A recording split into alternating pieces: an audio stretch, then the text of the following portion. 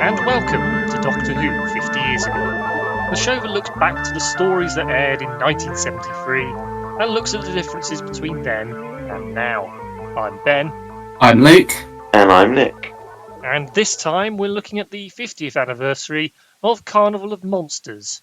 We're now going to go into the news of 1973. On the 27th of January, direct US involvement in the Vietnam War ends, and I put that in inverted commas, with the signing of the Paris Peace Accords. It also created a ceasefire between North and South Vietnam, which lasted just under a year, and 25,000 South Vietnamese were killed during that time.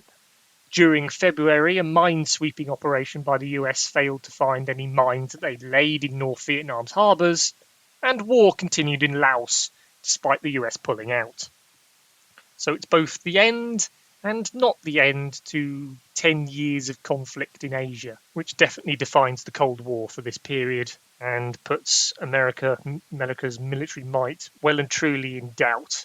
I suppose you could draw a comparison to the present day with the accord that the Americans signed with the Taliban in Afghanistan, sort of abandoning their allies there to say that they've won the war, or they've ended the war. Two in between that I can think of is obviously after Vietnam, Russia decides to do Afghanistan, America decides to do Iraq, and now we're up until the present day where Russia is trying to do Ukraine. So there we are. The differences between 50 years ago and now are that superpowers trying their very best to exert their influence on all parts of the world through conflict don't necessarily have as much success as they expect to.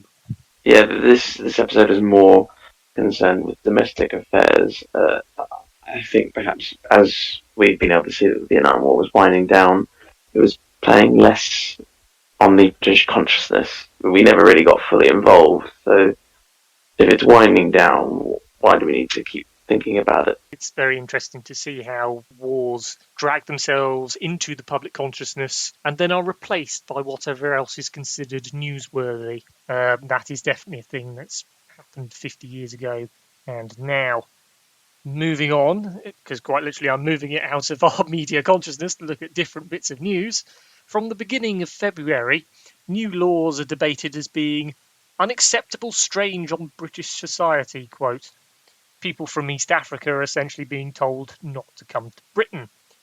Visitors who can take care of themselves for longer than the permitted 6 months may be allowed to stay and do so, say the government, with the Secretary of State for Employment saying that work permits can be issued for work needing a professional qualification, and that when an overseas worker is needed and that there's nobody else domestically, i.e. in Britain, who can do it. And what we've got here is a new hierarchy over Britain's continuing decolonisation versus the new priorities of its recently joined European Economic Community and their work towards a single market and freedom of movement, and that utopian ideal. The original draft of Carnival of Monsters didn't have the overthrowing of President Zarb subplot. It was mostly just about import regulations and immigrant regulations as well. So I find it interesting that Robert Holmes, that was the place he started with. How are these people treated in law? And then everything else gets built on top of that. He has quite a disdain for grey bureaucracy, like middlemen, doesn't he? Grey bureaucratic middle managers that seem to make life a drudgery. See it in the Sunmakers as well, where he takes aim at the taxman. It's interesting that they are such a boring villain, but what makes them scary is the power they hold.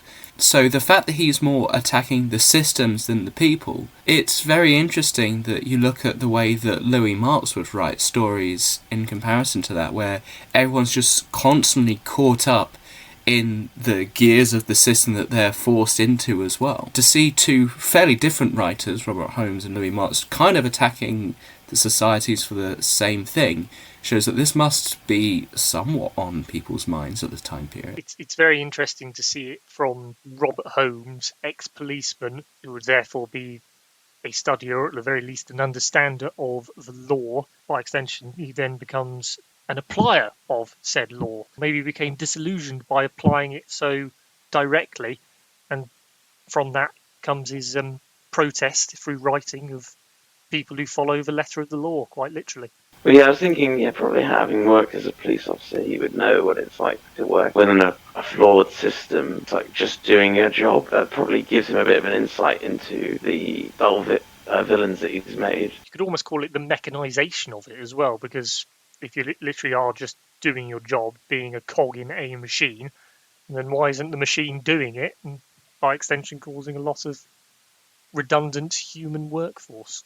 If we're going to talk about the human workforce, obviously I think that the functionaries may be somewhat representing that then, and like just how not listened to at all they are, and completely misunderstood by the people in charge. Where the only term that we get it is the one that seems to show the tiniest bit of intelligence and seems to therefore demonstrate to his viewers, what are we doing? Why are we working in this pseudo spaceport and dragging out quite literally luggage from shuttles? Complains or maybe even asks for pay and gets shot down from his troubles, which is very much an us versus them mentality and government versus workers mentality, which we can definitely see throughout the 1970s and sequelizing itself yet again in the early 2020s. The UN reports that Shanghai, with 10.8 million residents, became the largest city in the world, beating Tokyo, New York, London and Moscow in 1971. An addendum point here that in 1974 the world population reached 4 billion. At the time of recording in 2022, the world population is now 8 billion. And so it's very keen to see human profligation across the planet in the ensuing 50 years between Carnival of Monsters and now. It's interesting how in part of this era of Doctor Who, everything is treated like a warning of soon everything's kind of going to go to hell unless we do something about it. And now we're living in the period of consequences where everything's going to hell.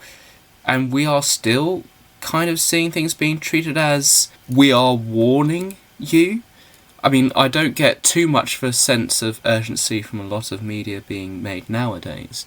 The fact that back then they can see where it's heading and are making a warning, and the fact that we are kind of in the same thing, it means that one must assume, like, it's very comforting to just think of a future as right now is kind of alright and it will be bad later, as opposed to it's bad now and it was bad then. The Doom Watch mentality and by extension the new scientist vogue that Doctor Who producer at the time, Barry Letts, was well and truly ensconced in and would begin to exert quite heavily, or at least less subtly, in later stories in this season, particularly the Green Death. So we've got the Green Death, in this era of Doctor Who, talking about ecological issues and the environment.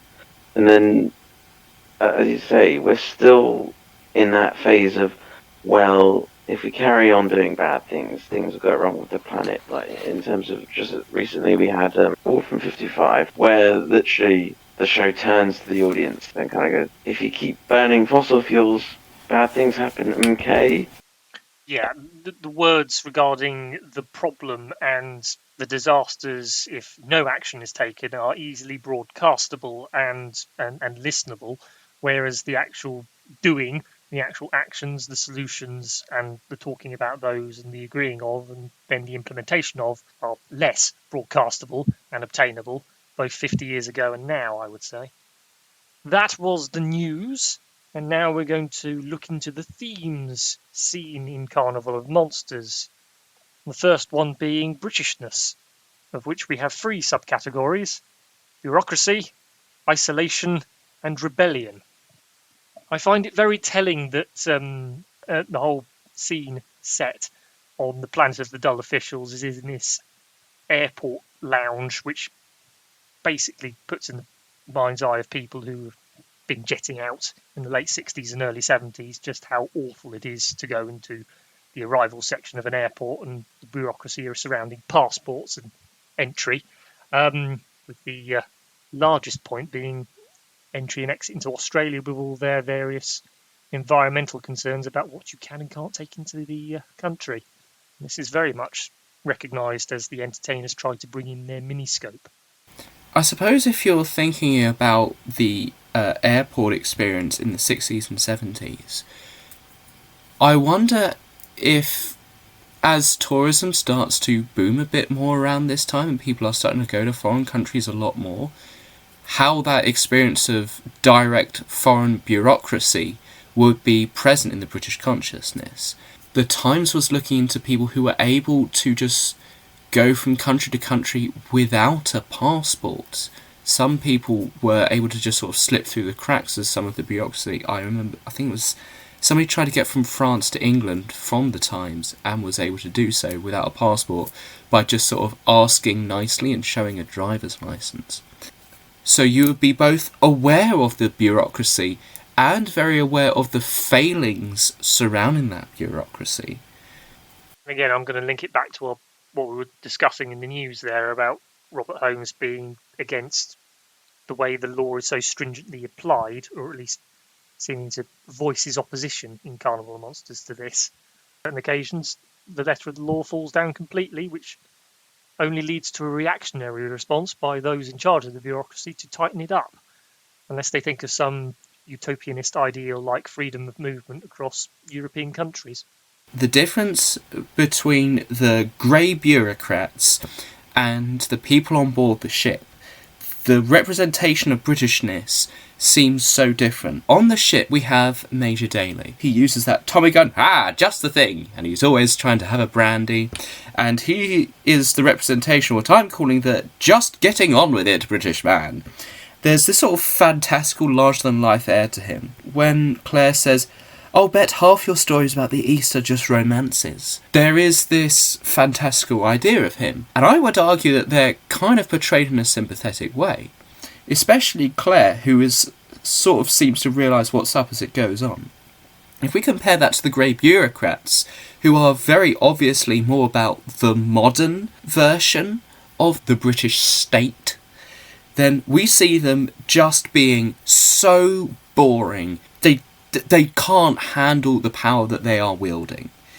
And so it's interesting that the British are portrayed first sort of fantastically, so you've got this ideal of Britishness with Major Daly, and then compare that to the reality of 1970s Britishness, which is stuffy bureaucrats sneering at each other and shouting, "Oh, you're probably crawling with germs!" Yeah, that is a very distinct change between the obviously pastiche vision of the 1920s that Robert Holmes brings up in The Ship, of blustery Britishness but with still competence underneath. Then we go throughout into the 70s, whereby authority is challenged increasingly in the 50s and the 60s to just show bureaucracy as what it is, dull, grey officiousness. And then we move on towards the 80s and 90s, where it's poked at as a figure of fun in things like Yes Minister. And then we get to just visceral hatred of it in 2022. Would you say that this approach to the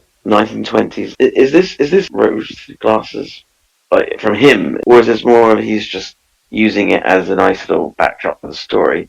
So I'm thinking also to similarly what he would write later in the 70s, the Talents of Wang Chiang, where he shows quite a, maybe perhaps not rose-tinted view of the Victorian period, but certainly a heightened pastiche version of Victorian London. Do we think, as I say, it's more to do with creating a nice image, or is this him hankering back for pre-war times? That this is the image of 1920s Britain that he's choosing to use. And so whether or not he approves of it or if he thinks it's great, it's enough within the cultural consciousness at the time. It's interesting whether or not he is harking back to something, or if he is just sort of using it as a generic stand-in. Either of which, I think, come to the same conclusion of a fantastical British past compared to a modern scummy present. If those are the bureaucrats, then what of what seems to be the marked, even coloured contrast between the bureaucrats and the entertainers? They're given working class accents, traditionally considered working class accents. and they're dressed quite counter-culturally compared to the people they're aligned with. They're charlatans, but they're a bit more open about what they're doing, as opposed to the men in the grey suit. So you kind of root for them more against the dull people, because at least they're interesting, even if they're also, as I say, just trying to earn a living. I'd say it links again to immigration and the whole point of that, because again we're in this airport arrival set, and the government is basically trialing these travelling folks and what they can do to benefit their planet and their government by seeing if they can entertain the working masses with their dull scope. But they take one look at them and go and distrust them, which one would argue is very British. I would also say that it's very British for the posho bureaucrats to look down on the working class people who are, I mean, at least I would say largely in this, portrayed sympathetically, mostly. The acquisition you're of right. their miniscope for dubious means, the conning of various people, but obviously it's painted in a light portrayal of everything they do is okay compared to the awful authoritarianness of the bureaucrats. You can also paint it in a similar way to how Oliver Twist, the Artful Dodger type character hero, is lauded and deified by audiences as opposed to those who are in charge of the poor workhouses in Victorian England. It's the ordinary person getting one over on the state that's seeking to victimise them. That archetype of, we're a bit downtrodden right now, let's get one up on the scumbags who are just boring and trying to get one over on us. Yeah, that sounds like a fairly universal archetype, especially during times when, you've got cost of living crises. So I'll be interested to see if in the next couple of years in modern Britain, in 2022 and 2023, if we're going to get more of that sort of type as well, reflected in media, or if we're going to get some people who are going to be more along the lines of slavishly devoted to the systems that they're in. People, I think, must be looking for some sort of outlet to the fact that everything has kind of gone to hell in the past year. Doctor Who in itself has been partially an outlet, although with varying degrees of success, for thinking examples like Oxygen in 2017, which is then completely contrasted with Kablam. Again, isolation was put on there, and again, it's a key point that the whole point of the carny folk, for use of a better term, the entertainers have been brought in by a con, understandably, but as a trial by President Zarb to see whether or not they can prove of value to the planet and, by extension, their economy. I'm thinking in terms of, as we saw in the news, how East African migrants from the decolonised African states were attempting to come to Britain to make lives for themselves, but the government saw it as purely terms of economic benefit, and can you do this job if the British can't? And that certainly hasn't changed too much, despite going through the whole freedom of movement and migration of people throughout European Economic Community, later the European Union, but then Britain leaving it, and the whole issue of Albanian and other migrants trying to come to Britain by any means necessary. Isolationism is portrayed as keeping things stale, and how the functionaries are starting to essentially go mad. The society is starting to break down because everyone's just sort of doing the same thing over and over and over again. I can't quite figure out if that is a metaphor for the time loop, how they keep doing the same thing on the SS Pernice, because the way that ends is that they don't really learn anything. They just sort of go to Bombay. So, was it supposed to be a metaphor or not? I'm not sure. There is this idea in this particular story, and in Robert Holmes' other stories, that you can't just keep doing the same thing forever. I mean, I guess you could say that Claire kind of realises what's up and does start to think this is wrong, but how it is exactly reflected in the time loop, I can't quite interrogate it. Yes, there's definitely a point there that the bureaucrats are stuck in their own ways and stuck in a very indefinite and degenerative status quo versus what is seen as positive change in the form of the entertainers and bringing in entertainment and any form of improvements to the workers. But you also have the planned coup d'etat by the brother of President Zarb, which purely seen as change for his benefit, so he can be in charge of the planet, and that is portrayed as negative change, and he gets eaten for his troubles. We can now move on to the theme of entertainment with the subcategories of zoos and censorship. Now, obviously, the miniscope is portrayed as a zoo or some kind of peep show. Living specimens are miniaturized and put in their containers and made to run around and jump about for the entertainment of whoever's watching on them, which is obviously a very good pastiche of entertainment in British television of the current time, I suppose. No matter how gauche or how morally dubious it is, it's been put on the air and people are watching it in their droves, including stuff like Doctor Who, I suppose. But the show hasn't gotten that meta yet. We'll have to wait until Vengeance on Varos for that. Despite all of the moves against it, it does actually get shown. The censorship in this period, at least, on Doctor Who, as far as Mary Whitehouse is concerned, largely gets put down to a few shots here and there, which is an interesting one for Doctor Who particularly. But there was a pamphlet produced by the National Council for Civil Liberties, says that Britain is the country with the most censorship, and Mr. Tony Smythe, who was at one point General Secretary of the Council, says that obscenity laws have changed from a state of irritating muddle into a formidable array of draconian sanctions, and the repeals of these laws are more vital than before, but it's difficult in the present climate of opinion to envisage a legal change that would do anything but make a bad situation worse. Very interesting, if only because I'm pretty sure the black and white minstrel show was still going in the year 1974. But the Doctor in this is portrayed as a powerful, benevolent, kind of omnipotent outsider about how he was doing things to crack down on the miniscopes. The argument is that he's cracking down on zoos, I assume. It's like zoos are bad. If the carnies are sort of said to be a stand-in for all entertainment, then Robert Holmes is sort of also arguing to an extent for more regulation upon that. So one must see this to an extent as the answer to bad entertainment is sort of to ban it. And so that is something that is going on at the time. People are doing more legal cases, and in law there's going to be more of a crackdown on entertainment we don't like. Or entertainment that the higher-ups would like to give to you. I'm thinking of Reithian principles of you're going to be jolly well informed, educated, and maybe entertained.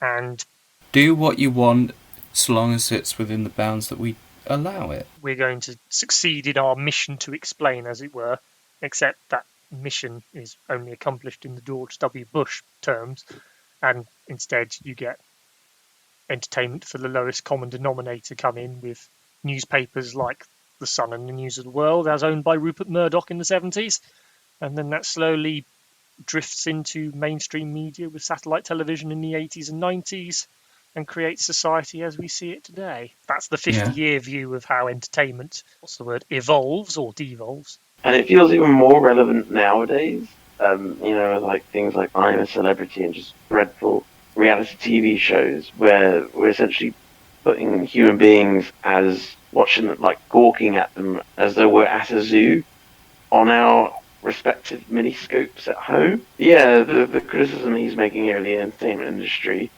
just feels even more relevant now than it did 50 years ago.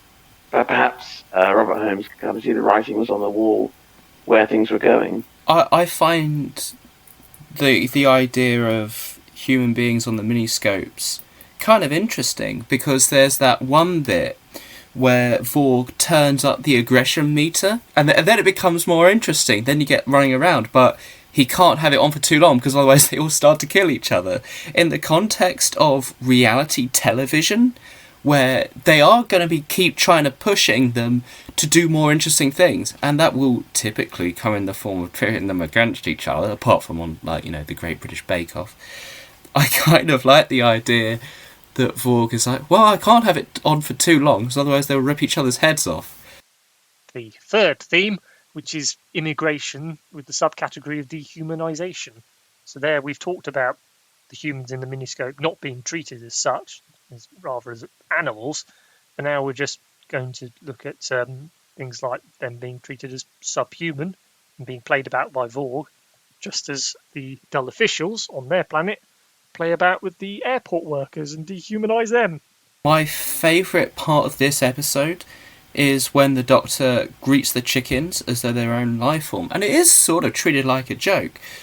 But as we go on in the episode, it's very clear that this is how you should treat other life forms. They may not look intelligent, you may not think they are, but you should approach them as they are. And so when I was talking earlier about how the Doctor is portraying this episode as a powerful, benevolent outsider, I would say in that situation, he is the moral compass. The moral compass as portrayed in this is, even if someone looks strange and that you think they might be probably crawling with germs, that you should still approach them with a bit of compassion and empathy and understanding. What I find so interesting is the way that foreign people, there's such an instinctive dislike of them. It's not a rational thing. It's not portrayed as, oh yes, we've had a good old look at these foreigners and we've decided that for X and Y reason we don't like them. It is a distinct, oh, they're dirty, oh, they're weird, they must be evil and horrible. There's not this idea of logicking yourself into racism or other forms of discrimination. It is a simple, just instinctive response. So that's partly why we have the words like homophobia and transphobia, because it's not a rational thing. The word phobia is used just because it's just this instinctive emotional reaction, just like a phobia is. It's not rational. Fear of the unknown, I'd say. That's one of the fundamental fears that we instinctually have. It's a fear of the unknown, but essentially, if you don't understand people of other cultures, of other places, of completely different lifestyles from you, you might find it scary if you have no idea about it and don't understand it and can't fathom it. If you can't have any empathy towards them, you might well find them scary, especially if you hear stories that they're trying to come here, take your job, steal your way of life, that sort of thing. You can see how people might end up becoming scared.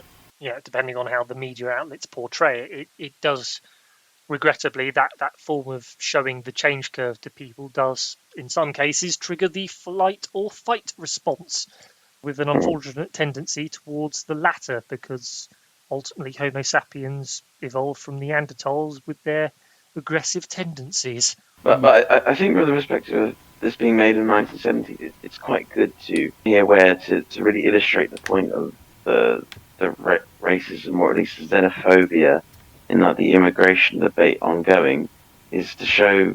I think throughout the serial that they refer to humans as Tellurians, right? So yeah. It's quite good from the audience perspective. To someone who might never have thought about, well, maybe is there a reason why I'm a bit distrustful of foreigners or something? And then you watch that and you go, well, hang on, I'm a Tellurian. Why are they being so nasty about us? It forces us to actually have empathy with immigrants, essentially, because it's putting the audience in an immigrant's shoes, or someone who's a minority coming to another country, and it puts someone who's in the majority into the minority shoes, which I think is quite effectively. So that's interesting if we look at Nigel Farage as a modern day sort of counterpoint to this. In his campaigning, he would focus on stuff like the NHS and pints and they're coming here. So there is that very obvious separation of who those people are and who we are. And so by calling them Tellurians in this, it's not an us and them thing. Us and them are kind of just the same things, and it is very easy to reinforce that emotional idea of us versus them, to try and reinforce that emotional response compared to trying to interrogate and break down that emotional response is a very good aim of this episode, yes.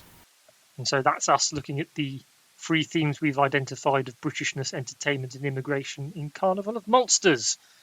which on the surface seems like a good carnies versus evil officiousness. But as we've developed there, we've got good change, bad change, and status quo. We've got the forms of entertainment in terms of zoos and censorship with the miniscope, the immigration and dehumanization of humans or Tellurians, of the carnival folk, and to some extent of the bureaucrats. And all this swimmed up in a nice Doctor Who story which runs around on a ship and people get chased by Drashigs. That's what I'm after Doctor Who for. Big ideas, stupid visuals. On a low budget in the 1970s with key ideals from Barry Letts. And it's nice to hope that we get the similar things in new episodes of Doctor Who 50 years hence. Thank you very much for listening. You can find us on Blogspot, which redirects the audio version of this episode on iTunes. Leave positive comments there, it helps. If you've watched the slideshow version on YouTube, you can like, comment and subscribe. We're available on Facebook also. We shall be back next time with Frontier in Space. Until then, I've been Ben. I've been Luke. And I've been Nick. Thank you, and goodbye.